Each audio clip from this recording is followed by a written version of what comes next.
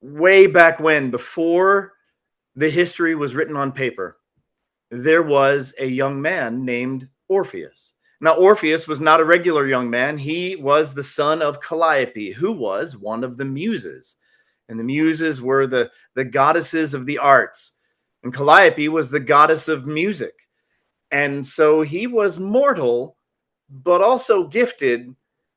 And so gifted, in fact, that his music, his singing, and his playing of the lute could have serious effect on things around him. He lived a simple life up in the hills, and he was a shepherd. And while he tended his sheep and his flocks, he would play music. And while he did, it seemed the grass would grow greener, and the sky would be more calm and blue, and that Grecian breeze would flow over his flock, and they would be satisfied and content. And the wolves and the bears and any other kind of predator would not come near, because they were protected by Orpheus's singing. And while he sang, indeed, the area around him, the village nearby, they prospered.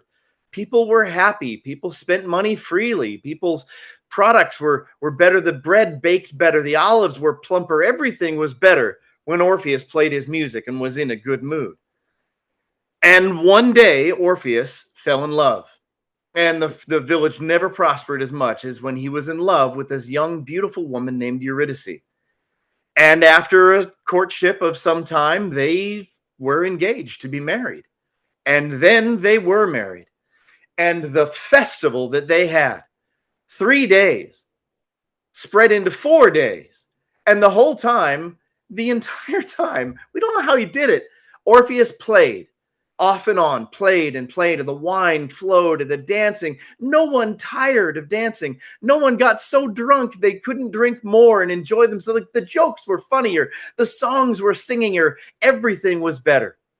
Everything was better. And finally, after 4 days, the village was exhausted, and Orpheus was exhausted, and it was time for he and Eurydice to go back to the little cottage in the hillside and give their gifts to Hestia, the goddess of the hearth, and start their family and start their marriage relationship. And so they did. And they left the village and the exhausted villagers, and they went up to their cottage. They went inside, and things had not been prepared for Hestia, and the wood had not been gathered, and they gathered at the hearth. And Orpheus asked his new bride, he said, Eurydice, go to the wood pile right outside and get some kindling. We've got enough here, but we need smaller sticks. And he gave her instructions, and she said, of course, husband, I'll do that. She went outside, and he gathered more of what they needed to give their gifts to Hestia and give their tribute to her to start their marriage on the right foot. And he waited for her to come back. And he waited longer than he felt he should have had to. And he would have waited longer still, because what he didn't see was that she had gone out to the woodpile and was humming to herself and gathering sticks. And then she reached down into the woodpile, which was a mistake, because there was a serpent there. And the serpent struck her on the wrist. And before she could cry out for her husband, she fell to the ground and died there, the kindling still in her arms. And Orpheus came outside to see what was the matter, to see if she needed help. And indeed, she needed help, but she was beyond it. And he fell next to his bride, who was bereft of life. And he didn't know what to say, and he didn't know what to feel, and it came over him like a dark cloud. And he began to cry aloud. And as he began to cry and weep aloud and say her name, the storm clouds gathered. The sky grew dark and gray, and then dark and black. And the wind blew, and the rain came down diagonally and then sideways. And everything was a storm. And the foundations of the cottage shook. And people ran from the village to see what was the matter. This was not natural. And they found him there on his knees, holding his bride. And they shook him. They said, please stop. And he realized what he had done. And he collected himself, and the rain stopped, and they took her and they prepared her for burial. And they buried her. And her soul went down to the underworld, and he could not recover. He could not. And so one day he said in great grief, he said, all right, I'm going down. I know where the entrance to the underworld is, and I will make Hades give her back. She doesn't belong down there with him. She belongs with me. We hadn't even had a night together. Not even one. I will have my night together. I will have my bride back. And so he took his lute, put it on his back, and he walked to the place. It was a cave. The cave was up higher in the hills where no one went. And it was a cave that there was a shallow cave at first, but it went back and back, and the sunlight came in, and it stopped about halfway back and then became twilight. And at the very back of the cave, where no one would have looked, there was a set of rough-hewn stairs, very rough, very tricky to navigate. And a wind blew up from the back of the cave. And by that back of the cave, it was so dim, he could barely see the stairs. The sunlight shone brightly at the entrance of the cave, but not back where he was. And so he took his time stepping down carefully on these rough-hewn stairs. And as he went, it became wetter. And the wind was more damp. And it was odd, too, because the wall that he was feeling around wasn't as rough-hewn anymore. And now it felt smoother and more polished. And the stairs, too, were smoother. And now they were carved. And not just chipped and chiseled, but carved. And as he went down and down, all these hairpin turns, down and down, it was colder. And not cold just in temperature, but colder. You could feel it on the inside. And soon, the wall was perfectly smooth. And the stairs were perfectly carved and wet and slick. And soon, he stepped onto gravel.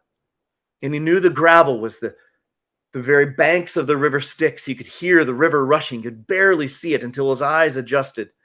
And as his eyes adjusted, he could see making out across the river Styx, making its way to him, poling very slowly, was a black ferry boat. And in that ferry boat was the ferryman who was taking his pole slowly but inevitably across and bringing that ferry boat across. And it was Charon, the ferryman, hooded, his face just blackness, and his hands skeletal. And when he reached the edge where Orpheus stood, he set out a hand. And the hand was for the coin that the dead carry, and that they equipped Eurydice with. The dead give the coin to Charon, and that's the ferryman pay to bring across to the underworld. And he didn't have one. And without one, there was no way across.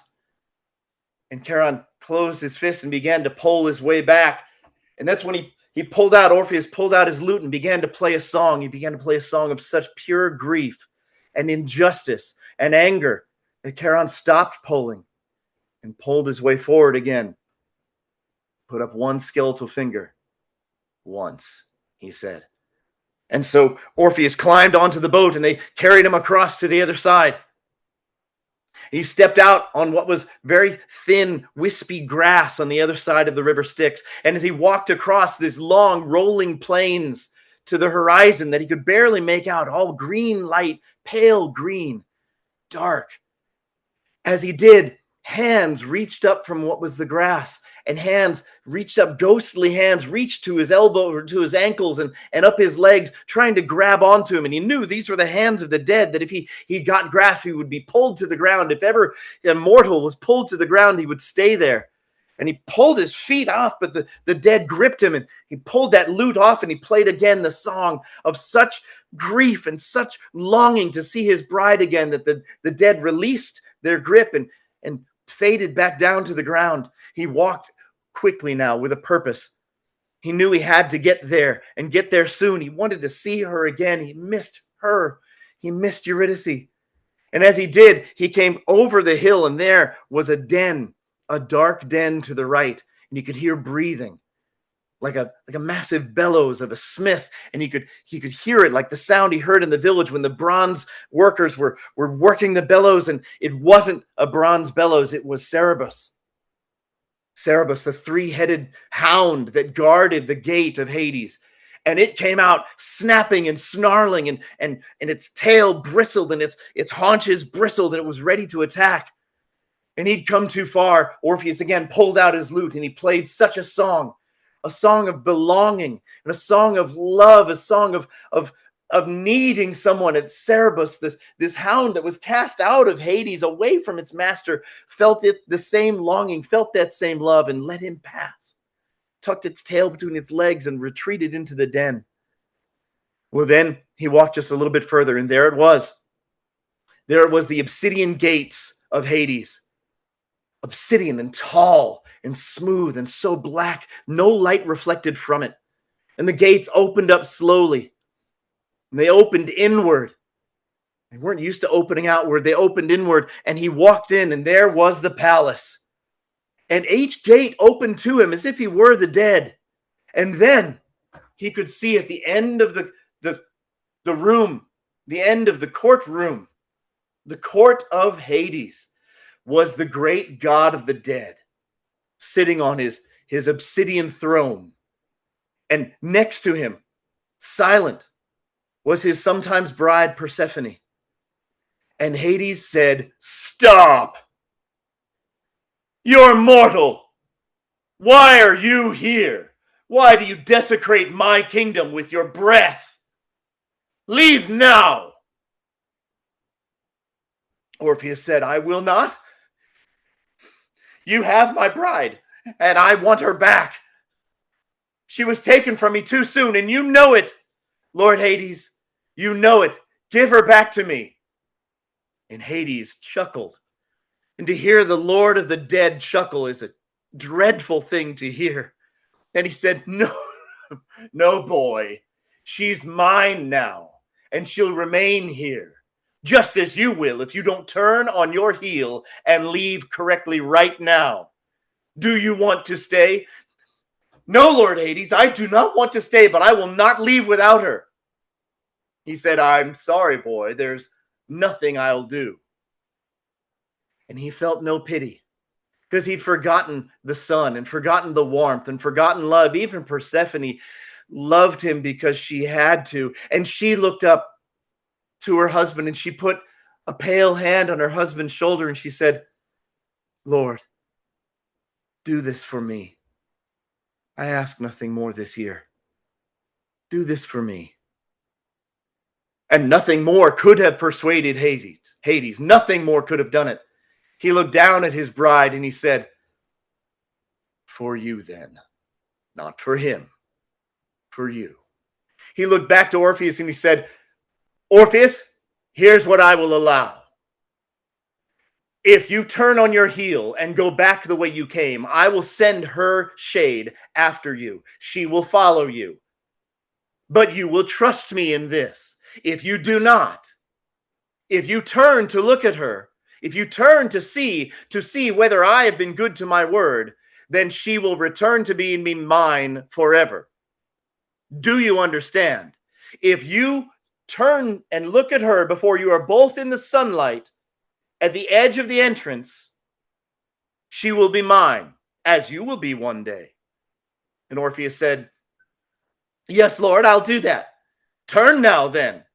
And it was the hardest thing he had ever done, to turn on his heel and turn away from Hades and trust the Lord of the dead, not known for his truth-telling, and walk back out of the obsidian gates. And all he wanted to do was turn and just get a little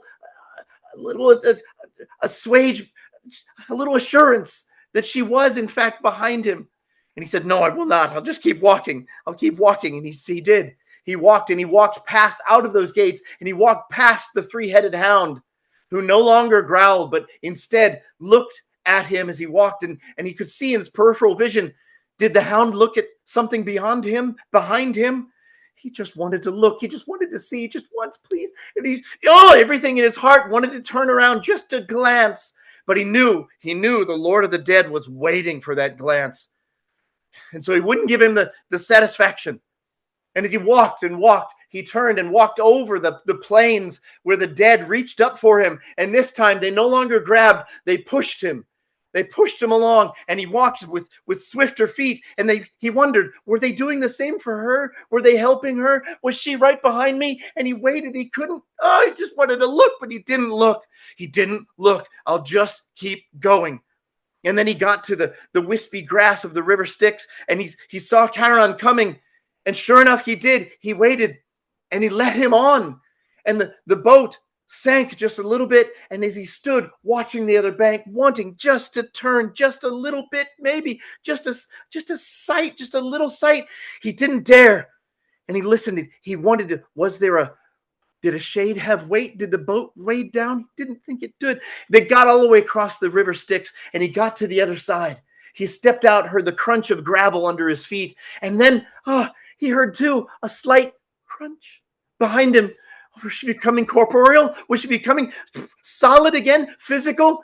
He just wanted to look. He just wanted to look. He wouldn't. He stopped himself from looking. He got back to the stairs, those fine, beautiful, slick stairs. He went up, and it was the hardest thing he'd ever done at every single hairpin turn, not to look down the stairs. He looked only up and to the wall, only up and to the wall, only every time, and all he wanted to do. His heart was longing. His heart was dying just to see her once. And then he could feel the air was warmer and less clammy, and he smelled day. And there he was to the top on these rough-hewn stairs, and he saw the entrance to the cave and the sun coming in at its diagonal. And now the hope grew in him, and he started to walk more quickly. And he waited. Was she coming behind me? She was coming behind me. I need to get to the sunlight. I just need to get to the sunlight. And he did. He felt the sun on his feet. He felt the sun on his chest, on his face. Oh, now he can do it. He can turn. And he did. He turned to her. He turned to her, and there she was. There she was, just as that on the wedding day, the same face, the same hope, the same light, the same joy. But he'd forgotten. Oh, he'd gotten into the sunlight. He'd gotten to the edge of the cave, but he hadn't walked so far that she had walked into the sunlight too. He'd left her in the shade. He'd turned too soon. And as he stood there and watched her, her face lost its joy, and her eyes got a 1,000-yard stare and looked right through him, and her jaw dropped, and he could see the back of the cave through her face, and she began to be drawn back like a mist, back down into the cave, and he watched her shade go back down the stairs, and he knew what he'd done. And he went to the entrance of the cave, and he shrieked in despair. And again, the clouds gathered, and the lightning struck, and the wind blew sideways, and all the nymphs from all over, the sea nymphs and the forest nymphs, the wild animals came, and they tore him to pieces. As he screamed her name, in madness, from his madness, they tore him limb from limb and bit from bit, and they escaped with parts of him. And there was nothing left but his shade, which glided over the rocks of the cave and back down into the underworld to join his bride there in the kingdom under the earth.